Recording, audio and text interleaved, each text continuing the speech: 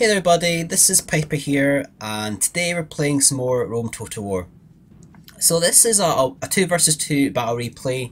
Again, this is one of the competitive matches that were played between the IoW and Allies side versus the HoS clan. In this battle we have Titans Beast playing with Titans Mohamed versus HoS Nidintu, he's playing as Carthage, and HoS Saint. So obviously we have Greece and Rome versus Macedon and Rome. Generally 31k large scale, Greece has a faction disadvantage versus Macedon. So right there we have Beast going in for a charge versus some of the archers right there. And he did actually get a couple of kills on the Cretans, but because there's so many enemy troops, that unit actually routed, but they'll come back. Got some kills there versus the archers. So obviously the battle's just started there. We're going to go through the armies very fast. Greece, a ton of archers. It looks like 1, 2, 3, 6 archers. It looks like about quite a lot of Spartans right there, and 1 unit of militia cavalry. Titans Beast has gone with a standard army for Rome. 6 cavalry, the rest are urbans. Macedon, it looks like 2 archers, 2 cavalry, rest are pike. Saint has gone for a standard Roman army. And his front rank is urbans go gold. So we've got an arch war happen between the Greek Cretans and Macedonian Cretans. So it looks like Macedon has actually 3 units of archers.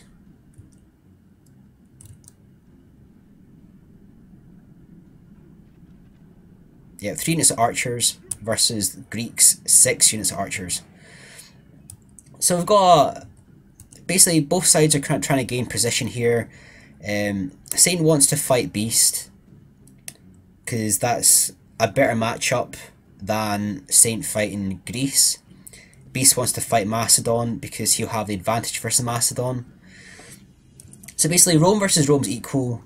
Greece versus Macedon, the advantage lies with Macedon.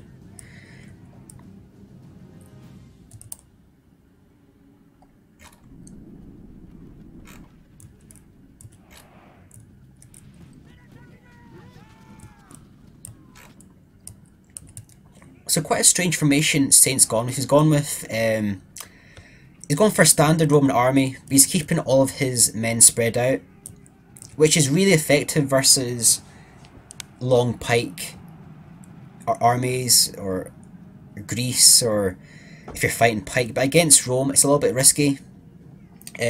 Beast has gone for a charge there versus Saint's front rank of urbans, and Beast was actually able to rout that first unit of urbans.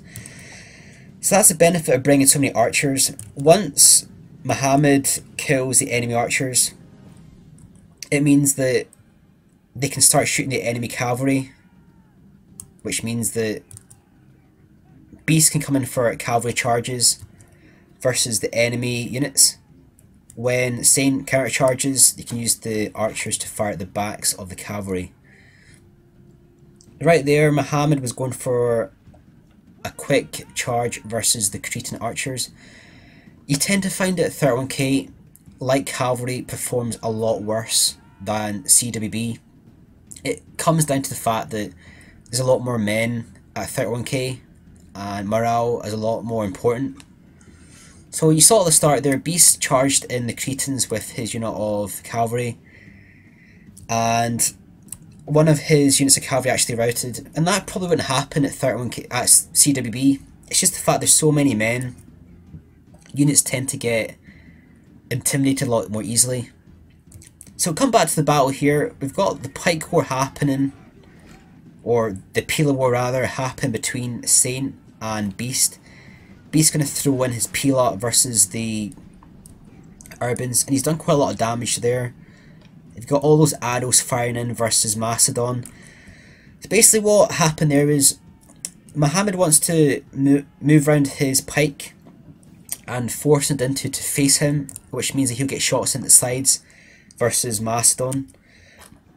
But I don't think Nidintu's going to fall for that. Nidintu's going to move forward some of his pike to support Saint versus Beast, and Mohamed's going to give Beast to his Spartans. So again, here comes the value of Testudo and guard mode. These guys in guard mode with Testudo will take a lot more damage at the start versus the Urbans fighting with guard formation. But basically what happens is these guys tire, these guys don't tire, and it means that they're more susceptible to a cav charge later on. Like for example here, Saint's going to charge in the Testudo, and that's not going to rout those guys, which means that the Cretans can shoot the backs of the cavalry. So it looks like there's a fair amount of archers left on the Macedonian side. I don't know if Mohamed is actually targeting the archers.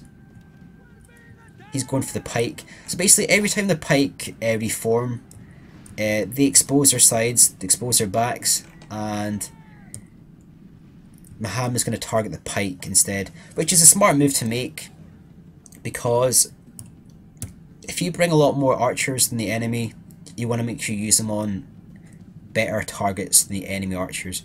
So if it's 3 units archers versus 3 units archers, that equals out. But if you bring 6 versus 3 units, you have to really use them against Urbans or pike to make them beneficial. So we've got a charge here from Beast Cavalry. So that was a great charge there by Beast. There was an opening between the pike and the Scipio Urbans, which has meant that Beast was actually able to get a quick charge in there. The downside is that Saint actually threw a lot of Pila there, which actually routed 2 units of SPCR cavalry. These guys will come back from that though. Still got the archers there, they're firing versus the sides of the pike. To check out the cavalry.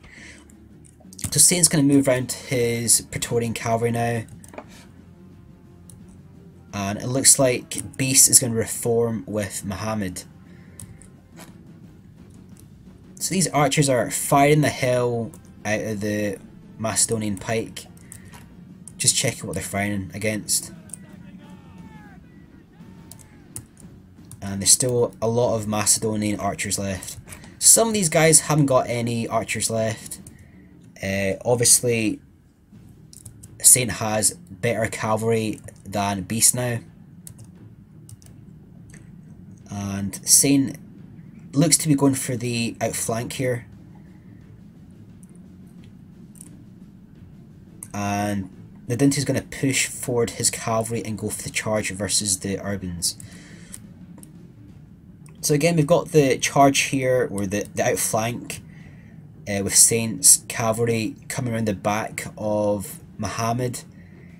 Beast cavalry is not as powerful anymore due to the cav charges, so he's going to withdraw his cavalry, and Mohamed and Beast are going to keep close together. And there's a couple of units of Scipio Urbans. They're actually a little bit exposed. This will give the opportunity to the Titan side to try and get the outflank, or try and get the fast kill, because these guys might actually rout from being scared of, they have exposed flanks, and obviously there's a lot more enemy troops here. So there's a rear charge here from Saint versus the 2 units of Beast's urban cohorts, and there's 2 units of Spartan hoplites. So that was actually quite a good charge there from Saint. He's going to try and get a fast kill on the Spartans as well. And Beast has got his 6 units of, or his 5 units of cavalry. Here, there's 1 unit cavalry right there. He's going to go for the charge versus the archers possibly. She's going to get caught by Saint right there. We'll check out the left hand side, or the right hand side. Saint's bringing over 2 units of cavalry right here, and he's got his 2 units of cavalry coming in for rear charge versus Beast's Urbans.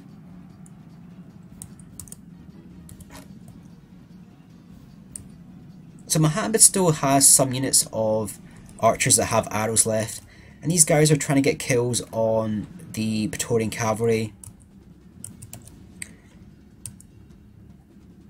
And this unit of Praetorian cavalry actually routing there for Saint. There's a lot more pike on the right hand side with cavalry.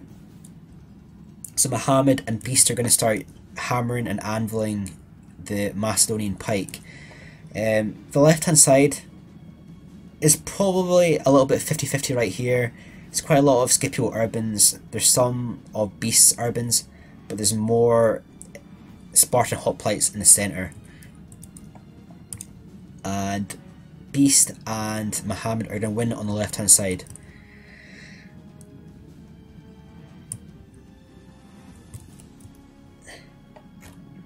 So we're going to use the Cretans to attack the cavalry. The Cretans will actually get annihilated from this, but it's keeping them occupied whilst Beast and Mohamed use their forces to take out the left hand side and the centre of the enemy.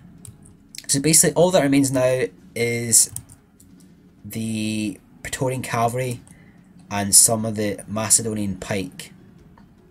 So it's basically game over. Using the archers quite well there, basically using them to attack the cavalry. They're going to get really tired from killing all those archers. They've done a lot of running as well. They're actually fairly tired. It's going to be game over and a win for the Titan side. Too many pike left, too many Urbans, and that was a great win there for Beast and Mohamed. So again, Beast didn't have the cavalry that Saint had towards the middle and the end. We did a lot of effective charges versus the Urbans, and he actually pulled back his cavalry at the right time. Saint's cavalry was kind of spaced out.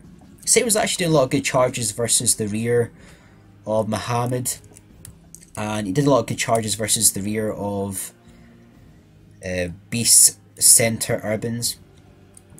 But they couldn't really make the most of that advantage, and eventually all those charges from Beast, good position play by Mohamed, they actually won on the left hand side and they won in the centre. So that was a great win there for the Titan side. Very well played there to all players. Very impressed with Mohamed's play. Great use of the archers. Well done to Beast for the great cav charges and using the Urbans well to the outflank at the end. So that's a victory there for Titan's side. Thanks for watching this battle replay. If you haven't already, like, comment and subscribe on my channel. This is Piper signing off.